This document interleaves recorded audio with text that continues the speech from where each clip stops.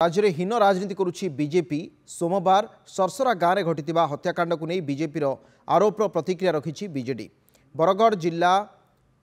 Bargarh BJD जिला कार्यकारी सभापति सुशांत कुमार महापात्र कहते हत्याकांड मामलार पुलिस तदंत करुछि। दोषी जी भी होना कहीं से दंड पाइबा उचित। बीजेपी आनिथिबा आरोप संपूर्ण मिथ्या बोली कहते सुशांत।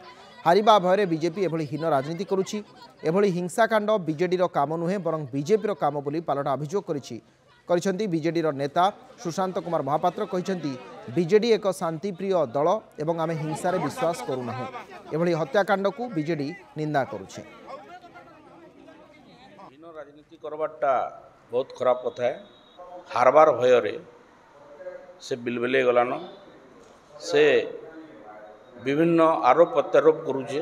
पुलिस तार काम से करू तदंत करू आओ जेन माने अभियुक्त आन से जे भी हो तांको कड़ीरो कड़ी सजा दो। आ ई जिनिसर ई हत्यार ई प्रकार विभत्स कांडर बिजु जनता दल निंदा करुचे।